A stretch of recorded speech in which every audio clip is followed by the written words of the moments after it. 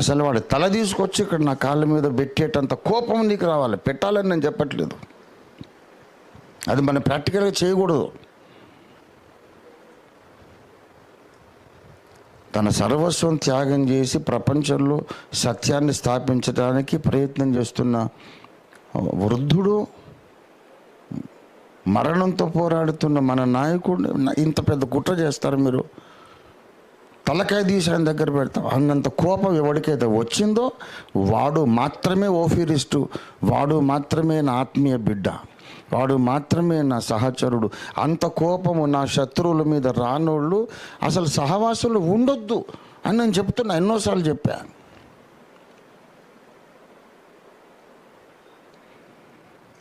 ప్రేమించినా పర్ఫెక్ట్గా ప్రేమించాలి. తేడా వస్తే ద్వేషించినా పర్ఫెక్ట్గా ద్వేషించాలి. 139 కీర్తనలో దావీదు అన్నాడు, మీరందరూ బోధకులు, మీకు చెప్పనక్కర్లేదు, నీ మీద లేచు వారిని నేను ద్వేషించుచున్నాను, వారిని నా శత్రువులుగా ఎంచుకొనుచున్నాను, వారి యందు నాకు పూర్ణ ద్వేషము గలదు అని దావీదు అన్నాడా లేదా? నీ బ్రతుకులో నువ్వు ఎప్పుడంటావు ఈ మాట? ఫలానా వాళ్ళ యందు పూర్ణ ద్వేషము గలదు అన్నయ్య ఒకరిని గురించి నువ్వు చెప్పగలవా? 139వ కీర్తన 21వ వచనం.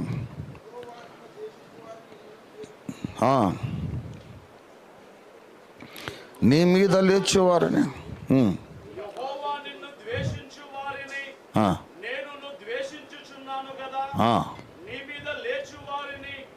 నేను అసహించుకొనుచున్నాను కదా, వారి యందు నాకు పూర్ణ ద్వేషము కలదు, వారిని నాకు శత్రువులుగా భావించుకొనుచున్నాను. ఇప్పుడు నేను అడుగుతున్నా, నువ్వు అట్లా శత్రువులు ఎంచుకున్న వాళ్ళు ఎవరైనా ఉన్నారా లోకంలో? అంత్యకాలంలో ఈ మహాసంస్కరణ చేయడానికి దేవుడు లేవనెత్తిన ఒక ప్రవక్త మీద నిష్కారణంగా దుష్ప్రచారాలు చేసిన వాళ్ళనే ద్వేషించకపోతే ఇక ఇంకెవరిని ద్వేషిస్తావు? రేపు పొద్దున సైతాన్తో కూడా షేక్ హ్యాండ్ ఇవ్వచ్చు మనం.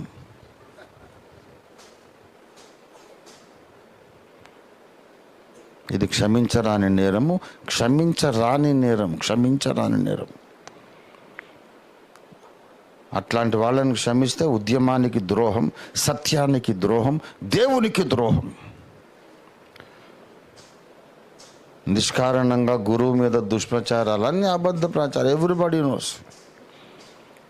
ఆ ఇంటి చుట్టుపక్కల వాళ్ళని అడిగినా వాళ్ళ అమ్మ నాన్నలు ఎవరిని అడిగి, ఆయన ఎప్పుడు వచ్చిండు సార్, మా ఇంటికి రానేలేదు, జీవితకాలం ఒకసారి కూడా రాలేదు అందరూ చెప్తారు. నేను ముట్టుకున్నాడు, ఎప్పుడు ముట్టుకున్నాడు? నేను నా బుర్రగొక్కడానికి టైం లేదు నాకు. అట్లాంటి దుర్మార్గులు మళ్ళీ ఇది చెప్పడానికి ఫోన్లు చేశారు, ఆ రికార్డ్స్ ఉన్నాయి నా దగ్గర. ఎందుకంటే అట్లా చెప్తే వింటారు, నమ్ముతారు, ఓఫీర్ గారిని ద్వేషిస్తారు. ఎవరు నమ్మలేదు, అసలు పాసిబుల్లే కాదు, ఆయనకు టైం లేదని అందరికీ తెలుసు. వేల రూపాయలు ఖర్చు పెట్టి 100 మైళ్ళు ప్రయాణం చేసి ఒకటే పాయింట్, యేసయ్య నిజమైన రక్షకుడు అని కాదు, ఓఫీర్ గారు మంచోడు కాదు, నిత్య చీకటి ప్రవేశించి ఇంత ద్వేషంతో పనిచేసిన వాళ్ళను అసలు నరికేయాలి లోక మర్యాద ప్రకారం. అయితే క్రైస్తవ మర్యాద ప్రకారం మనం నరకకూడదు, సంహార దూత అయిన దేవునికి అప్పగించాలి. దేవుని సంఘంలో భయం ఉండాలి. అడ్డగోలుగా సూపర్ మార్కెట్లోకి పోయినట్టు వచ్చినట్టు ఎవడు పడితే వాడు రావటం, ఎవడు పడితే వాడు వెళ్ళటం కుదరదు. ఏం జస్టిఫికేషన్ ఉంది? ఒక్కరు కూడా నాకు ఈ విధంగా అన్యాయం చేశాడు అన్నోళ్ళు లేరు. ఒక్కరంటే ఒక్కరు నాకు పర్సనల్గా అన్యాయం చేశాడు అన్నోడు ఒక్కడిని తీసుకురండి అయ్యా, నేను ప్రసంగాలు మానేసి మామూలు బిల్లివారిగా జీవిస్తాను.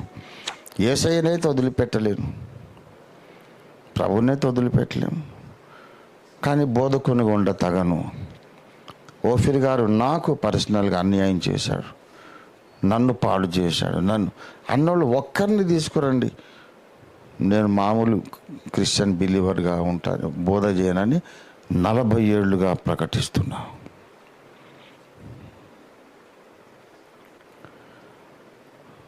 ఎవరు ఆ మాట అనలేకపోయారు. ఇప్పుడు ఈ పనికి మాలింది. నేను ఎత్తుకొని పేరు పెట్టిన పిల్ల అబద్ధంగా ఒట్టిదే ఆ మాట. వాళ్ళని ఆ జయదాస్ పిలుచుకున్నాడు. వాడెట్లా నీకు friend? I have taken it very seriously. ASHA, ఇంకా నువ్వు నన్ను చూడలేదు. నా అదర్ సైడ్ ఆఫ్ రంజిత్ తోఫీర్ నీకు తెలియదు. చాలా జాగ్రత్త. వాడు వచ్చి కాళ్ళ మీద పడ్డా కూడా ఇంకా చాలా మన కమిటీ పెద్దలందరి ముందు మాట్లాడి, నేను ఒక్కడిని కాదు, ఇదొక సంస్థ, క్రమం ఉంది, క్రమశిక్షణ ఉంది. అడ్డగోలుగా పోవడం రావడం ఏంది? జాతర ఏమన్నా సూపర్ మార్కెటా?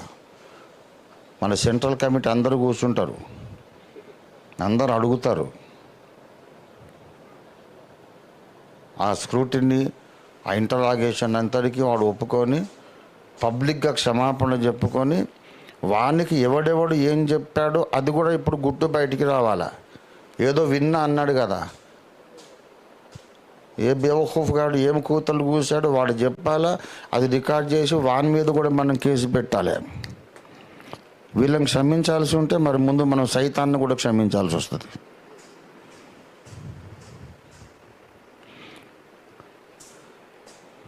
నేను సైతాన్ని క్షమిస్తున్నా, వానితో ఫ్రెండ్షిప్ చేస్తా అంటే మీరు ఒప్పుకుంటారా? వీళ్ళు సంఘంలో సైతాన్లు. కాబట్టి విషయం చాలా డీప్గా వెళ్ళిపోయింది. నన్ను పోలి నడుచుకోనండి అని చెప్పగలిగినటువంటి ఒక మనిషిని ద్వేషించి బదనాము చేసి ఆయన్ని చేయాలనేది మామూలు నేరం కాదు. దాని మీద వచ్చే ఆగ్రహము మామూలుది కాదు. విధించే శిక్ష మామూలు విషయం కాదు. ఇది ఇప్పటికి తరం క్రైస్తవులకు అర్థం కాదు.